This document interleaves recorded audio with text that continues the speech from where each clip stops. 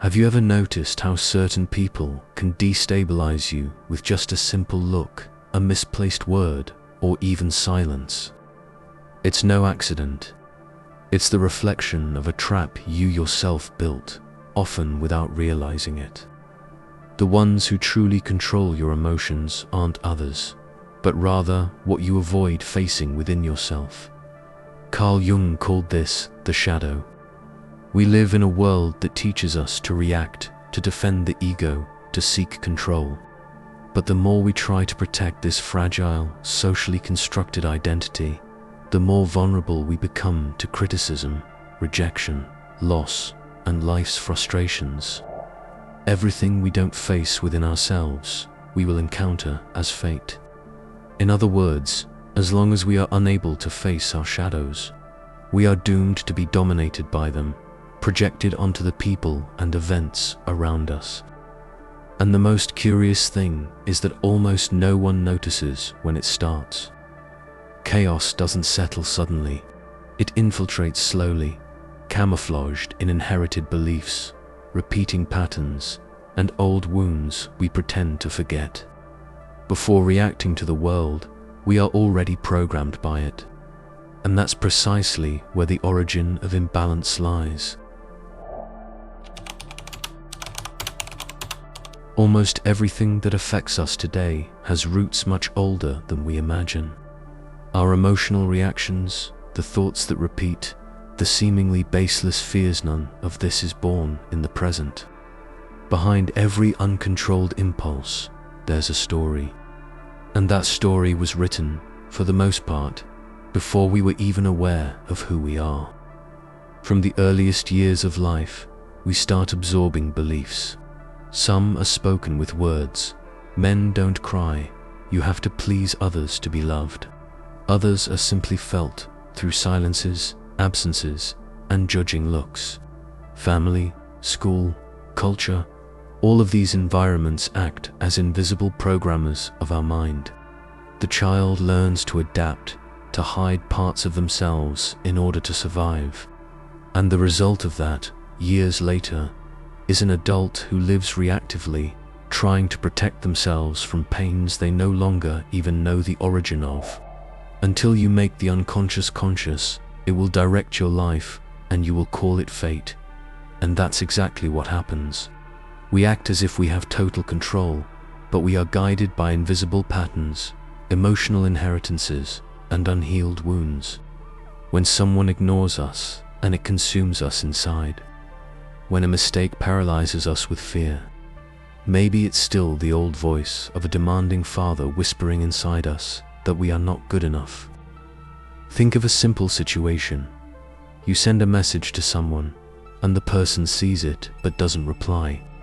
In seconds, you feel anxiety growing, anger wanting to explode, your mind creating 1,000 explanations. Did I do something wrong? Are they avoiding me? What disrespect, but is this whole reaction really about the message? Or is it about that old wound of being ignored, not chosen, not valued, something that happened long ago and that you never learned to comfort? Internal chaos is born from the disconnection between what we feel and what we express, between what we desire and what we think we should do. There is no true freedom while the unconscious is in command. And the key to this liberation begins with a seemingly simple question. What inside me is still reacting as if I were 5 years old? They say reality is what it is. But for Jung, and for many who dared to observe more deeply, reality is, above all, what the mind allows us to see. What happens outside is just the stimulus. What happens inside is what defines us. The human mind works like a filter, a set of invisible lenses formed by past experiences, beliefs, fears, and desires that distort or amplify everything we perceive. Two people can experience exactly the same situation and come away with completely different interpretations. This is called perception. How many times have you woken up already irritated for no clear reason? A small traffic delay becomes a sign of disrespect. A neutral comment seems like a disguised criticism. Someone doesn't smile, and suddenly you're sure you're being judged. But what is really happening? The situation itself, or the way you interpret it? The truth is that when the mind is full of emotional clutter, it sees threats where there are none, creates stories based on scarce data, reacts to ghosts, and this is where a shift can happen. You are not your mind. This is one of the hardest ideas to accept, because we grow up believing that we are our thoughts, that what we think defines who we are. But observe carefully. There is something in you that notices what the mind is doing. There is a consciousness that notices when an anxious thought arises, when an emotion explodes. That part that observes is you. Imagine being in the middle of an argument. Someone verbally attacks you and the mind fires off. This is disrespect. You need to defend yourself now. But the moment you become aware of this, there is a small space between the stimulus and the response. And in that space, there is freedom. This ability to observe without judgment, to notice what is happening without reacting automatically, is what begins the true process of emotional freedom. You begin to realize that most of the suffering doesn't come from the facts, but from the stories the mind creates about them. We live surrounded by stimuli. At any moment, there's a notification calling, a screen lit up, background noise, a new worry. Modern life has turned distraction into a lifestyle, and many confuse this with normality. But there is something deeper happening behind this constant noise, a desperate attempt to avoid one's own silence. Being alone, in silence, without distractions, scares many people. And it's no coincidence, because when the external noise stops, the internal noise begins. And it's not always pretty. Unresolved memories surface, choked emotions, postponed decisions. Silence reveals what was repressed. And that's why so many flee, not from silence itself, but from the encounter with themselves. Carl Jung understood silence as a fertile space for the unconscious to emerge. But instead of using this space as a portal to self-knowledge, we anesthetize ourselves. We scroll through timelines as if running from a mirror. We binge-watch videos to avoid 5 minutes of contact with our own anguish. And the consequence is that we disconnect from something essential, the present moment.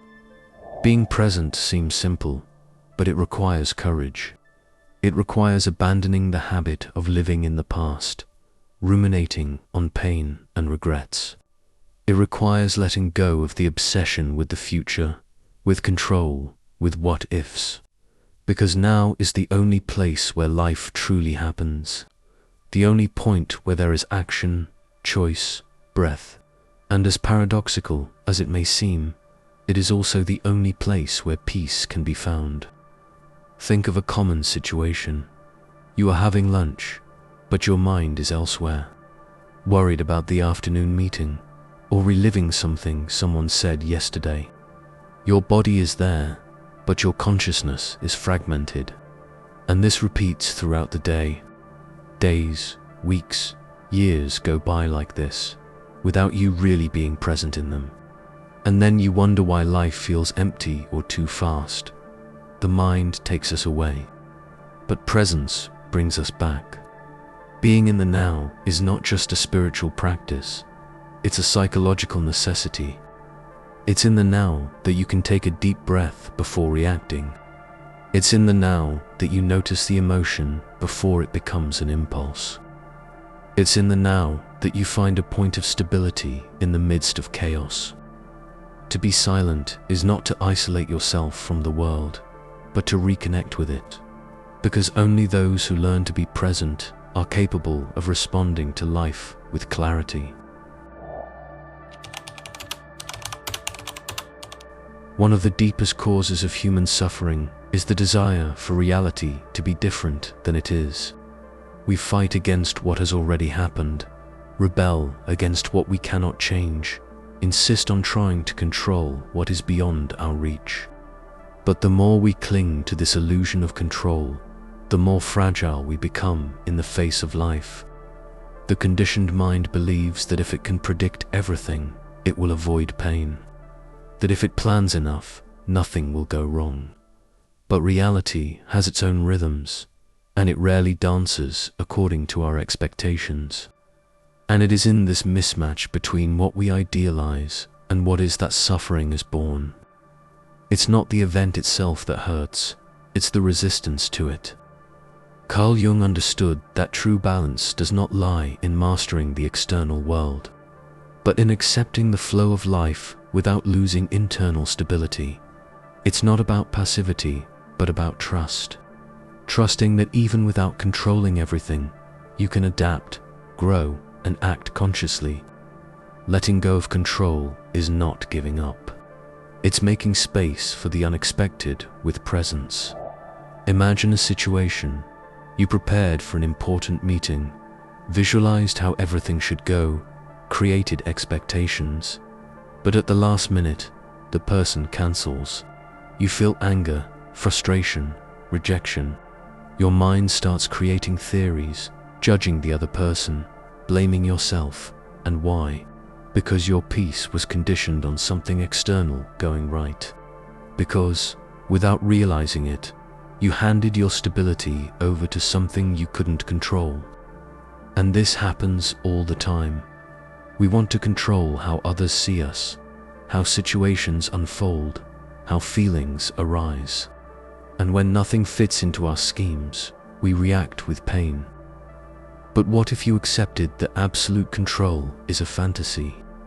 What if you started investing in the only thing you can truly transform, your response to what life brings? Letting go of control is a daily exercise. It starts with small choices, breathing before reacting, welcoming an unexpected event without dramatizing, recognizing that there is beauty even in what didn't go as expected.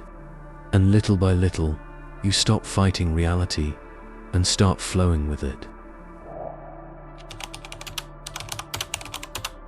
Many people live as if they were prisoners of their own mind, as if thoughts were orders and not just possibilities, as if the inner voice that criticizes, accuses, and discourages were the absolute truth.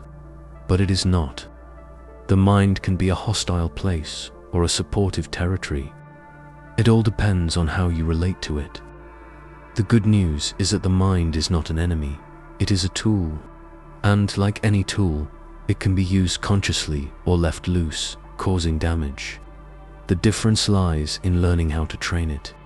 Carl Jung believed that the process of individuation, the path to becoming who you truly are, requires facing this inner chaos, reorganizing it, naming the voices that speak within us, and choosing which ones we want to listen to. Think about how you treat yourself when you make a mistake. Do you show compassion or destroy yourself? Most of us grew up hearing criticism, and we end up repeating them internally. The "you're stupid," "you never get anything right," "nobody cares about you," keep echoing without us realizing how much this shapes our self-esteem, our decisions, our boundaries. But this needs to be questioned.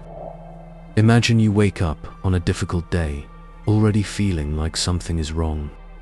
A thought arises. You won't be able to handle everything today. Instead of accepting it as truth, you pause, observe, and ask, who is saying this?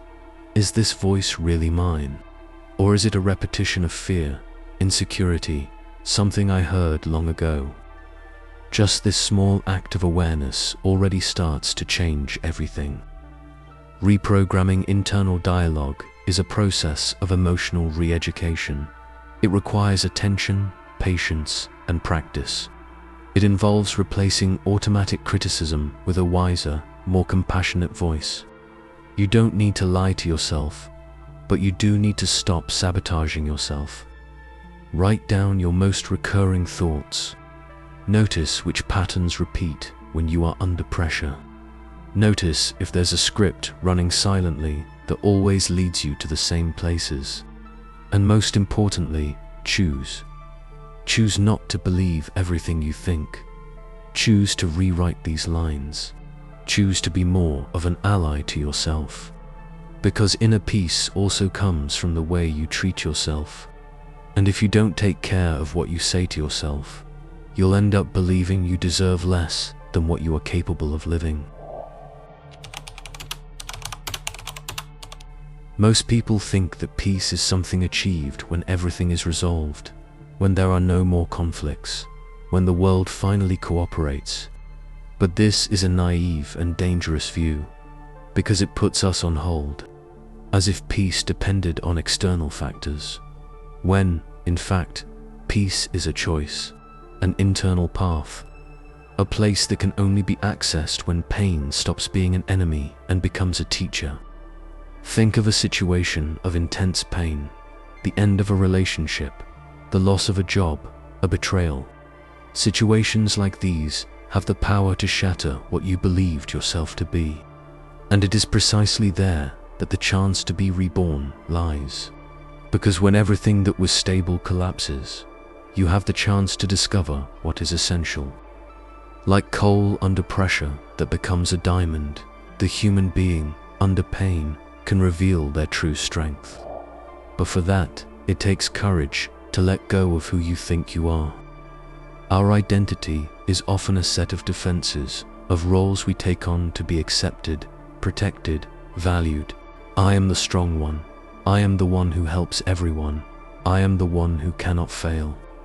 But what if these images are imprisoning you? What if clinging to this self is preventing you from living in peace? Letting go of identity does not mean abandoning your story. It means letting die the versions of yourself that were built to please, to protect, to fit in, but that no longer serve you. It means allowing yourself to be who you are now, without the weight of what others expect of you, or what you believed you should be. True peace is not the absence of pain, but the presence of awareness. It is knowing that, even in the midst of chaos, there is a point within you that remains whole. And that point does not need to be built. It needs to be rediscovered after everything that was false has been left behind. Reaching the point where nothing and no one affects you does not mean becoming cold, insensitive, or distant. It actually means reaching a level of consciousness so deep that you stop reacting impulsively and start responding from a stable internal center. A place where peace does not depend on others' behavior, nor on external circumstances, but on your ability to observe, understand, and transform what happens within you.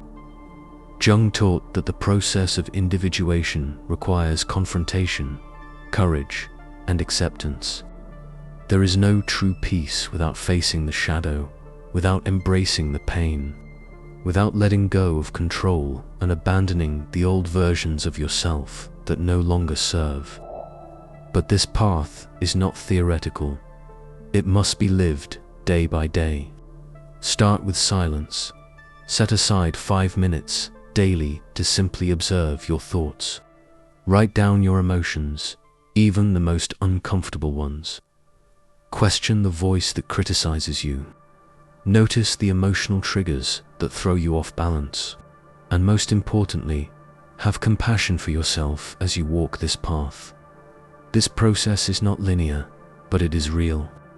Ignoring this call may mean continuing to repeat cycles, seeking control, blaming the world.